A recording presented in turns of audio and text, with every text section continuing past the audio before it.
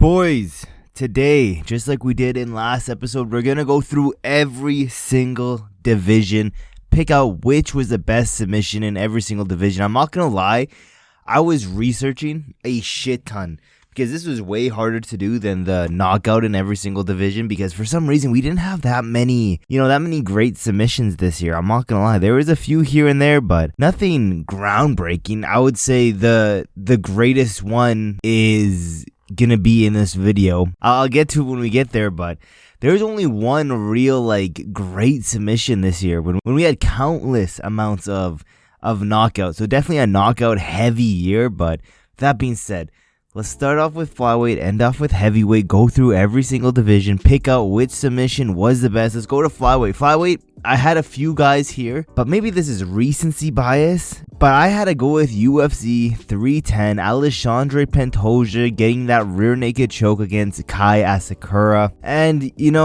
I think it's mainly because this one had a lot of people giving Pantoja his credit because of this fight. Was it the best submission in the world? No, it was just a common rear naked choke, but Pantoja practically dominated Kai Asakura, walking straight through him, not caring about any of the power coming his way, even though Kai Asakura landed a nasty, I believe it was a flying knee that did connect with Pantoja, made a good solid smacking sound, but Pantoja ran through that shit, didn't care one bit. Got that second round, 2 minutes 5 second submission rear naked choke. And again, maybe it's recency bias, but I think it also has to do with, Pantoja got a lot of love because of this fight, so you have to have him on here. Moving down, Bantamweight division. Again, Bantamweight division, there were a few people, but I think, we have to talk about the occasion. We have to talk about, again, level of his opponent.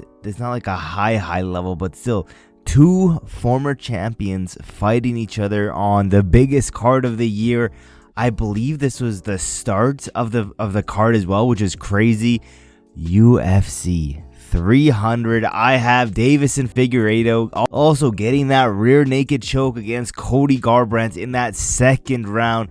Again, you have to think about it as the level of opposition. I'm also thinking of it as, the occasion, UFC 300, the biggest card in my opinion this year, and the biggest card in a long ass time, to be honest. So because of that biggest stage in the world, two former champions going at it, and Davison Figueiredo getting that rear naked choke in the 4th minute of that second round. Great way to start off the UFC 300 pay-per-view. And I remember in the first, round and the first 4 minutes in the second round, it was fairly even. So pretty fun matchup. Let's go into that featherweight division. Now, featherweight, we had a lot of, again, I'm not gonna say these are all the greatest submissions in the world. We were lacking in some of these departments, and I think featherweight might have been one of the divisions we were lacking in a little bit because, to be honest, this one's not even that great. I mean, it's good because of the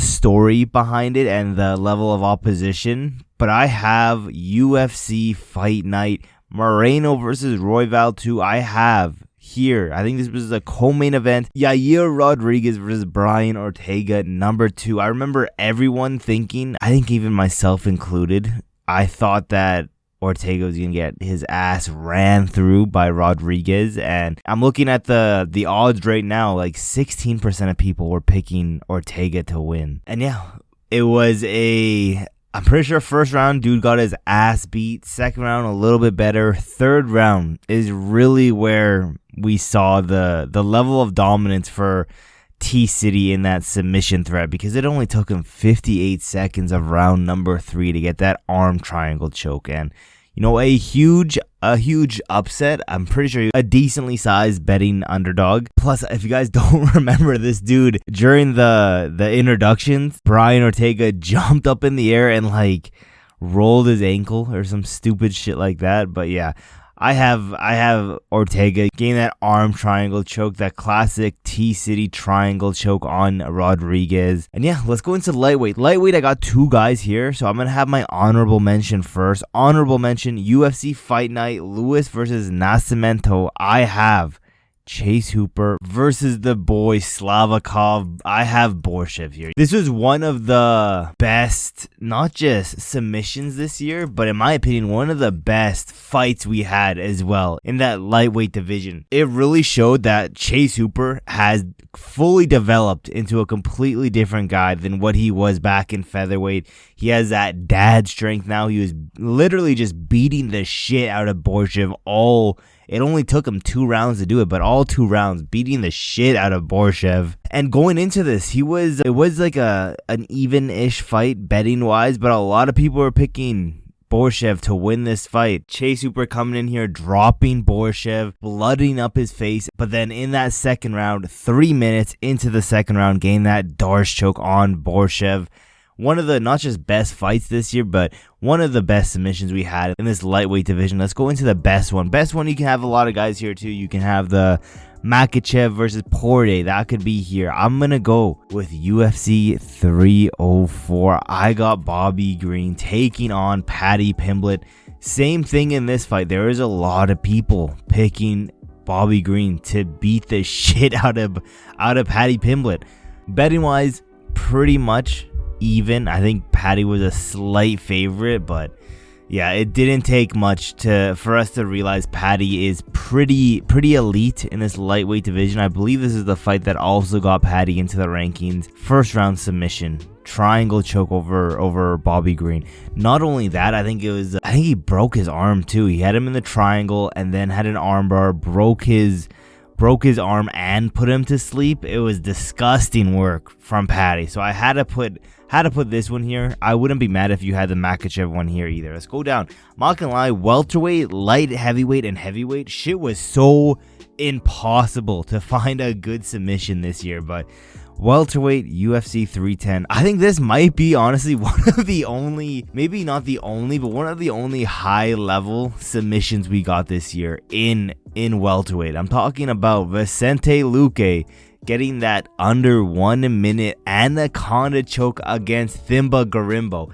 I'm just saying, shout out Thimba Garimbo for taking this fight, because I did not want to watch Vicente Luque do the exact same thing to Nick Diaz. And then going into this fight as well, I don't know, a lot of people, were betting on that Garimbo side. He was a heavy betting favorite. Luque, a pretty big underdog. Not many people picking him, man. To get a flash knockdown in the first 50 seconds and latch up that anaconda choke that literally put him out in seconds, had to put this one here. Also, there is no one else really you could put here. I need you guys to let me know in the comments below. I need help for welterweight, light heavyweight, and heavyweight, because I was struggling to find anyone to put here. But let's go into middleweight. Middleweight, we have the best submission this year, I would say by a mile, to be honest. And it's just because how easy it was done, the level of the opponent that it was done to. I'm talking about UFC 308. It has to be Whitaker taking on Chimaev. There's no doubt about it. The co-main event, this shit was split down the middle, 50-50 people predicting wise, but betting wise, of course Chimaev was a pretty big favorite, and it showed why he was a big favorite, because it only took him under 4 minutes to submit Robert Whitaker in a very disgusting way. He got that face crank, and as soon as he got it, I've literally never seen anyone tap as panicked as Robert Whitaker did. And we learned why, because if you guys didn't see the pictures of it, his whole bottom 4 teeth just smushed in, disgusting. Chimaev with some nasty strength on that face crank, and yeah, it has to be the best submission this year, because of who it was against. It was against Robert Whitaker and how fast it was. And now Chimaev arguably should be up next for DDP. It's going to go to Strickland, but he should be up next. It doesn't matter. Let's go. I'm going to speed run the last 2 of these ones, because it's honestly just garbage. And I don't really, there's no one else to pick. So light heavyweight division, I have UFC 307, Ovince St. Preux taking on Ryan Spann. Ryan Spann getting that guillotine choke on Ovince St. Preux. And I think this is a fight that also got Ovince St. Preux cut from the UFC. I could be wrong about that. If it wasn't this fight, it was the fight after that. And yeah, first round, first minute 35 guillotine choke. A lot of people say, guillotine chokes don't work in high level MMA. Well, Obviously, light heavyweight it does. And yeah, not much to say, to be honest. You know, it was a pretty mid fight and a pretty mid, like, I don't know what to say. Let's go down heavyweight division.